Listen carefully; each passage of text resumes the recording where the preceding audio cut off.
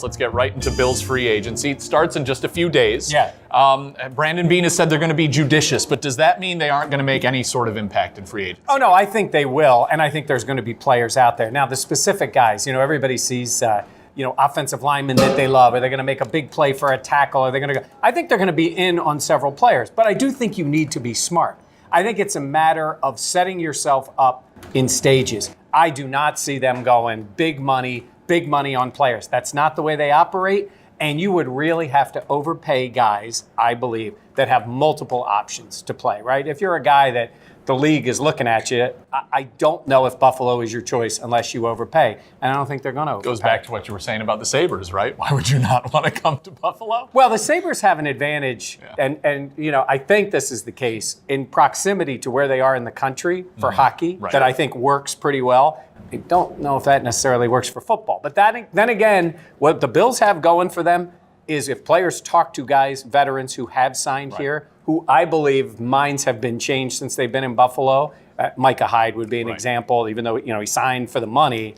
But he's enjoying it because of what they seem to be building. Listen, this is the make or break year for McBean, not only because they said it's a 3-year deal, but they're following a similar pattern of the previous GM and head coach regimes, right? Improvement. Now we have an opportunity to really put our stamp on this team. What are we going to do? And like Mike said, most of the GMs, all of them, and coaches have gone out and overpaid guys to come. You're caught in a weird catch-22 because you promised me success by year 3.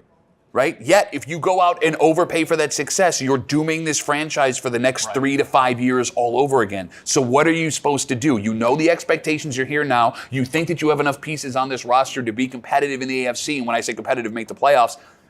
But if you don't do that because you want to keep with this plan that you have, how are we going to justify a year 4 or 5 here? Well, that's what everyone seems to be concentrating on at this point, is the expectation that, okay, you took a step back last year. We all got that.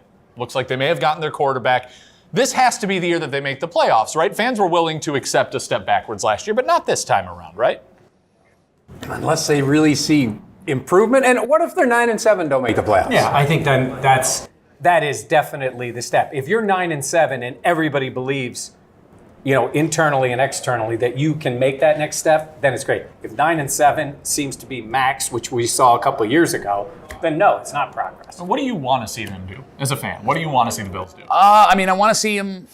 I don't even know, to be completely honest with you. Because, look, if I'm being completely sincere, over the last 5 years, they've done everything they can do. They went out and they got their franchise quarterback, right? They've spent big money on free agents. They found guys that ended up being bargain guys. They drafted halfway decent. Look, you look at the AFC-NFC Championship weekend. You had, 5 Buffalo Bills draft picks playing prominent roles on the 4 teams that were playing on the second final weekend of the NFL. So, again, I'm at the point where I think maybe this franchise is just cursed. Maybe it's just never going to be successful. But let's look at what the guys they brought in, and some were the previous regime and some the current ones. When you start looking at players that make no buzz at all, and Hyde was one of those. It was like, oh yeah, Micah Hyde, he's a pretty good player. Jordan Poyer was a nobody that came in to play. Lorenzo Alexander, Rex brought him in Whaley as a special teams guy, and he's been so valuable to them. That can happen. And then you grab guys like Levi Wallace, who looks like he could play if they want to keep somebody like that around. I'm saying is sometimes the thing that makes a splash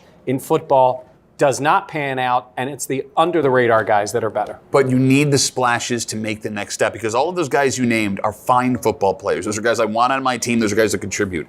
But are any of them legitimate game changers? How often does an NFL team, who are these guys that are free agents? Did the Patriots bring in Gilmore to be a star?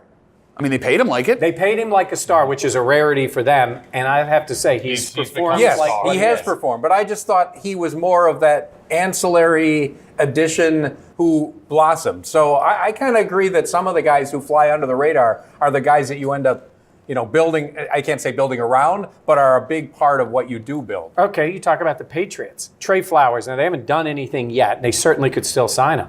He's a young guy, effective pass rusher. New England has sort of let him out there a little bit. If you're the Bills, do you spend your money there, steal the top pass rusher from your rival? That would be a splash. It would certainly be a counterattack to what the Patriots normally like to do to that.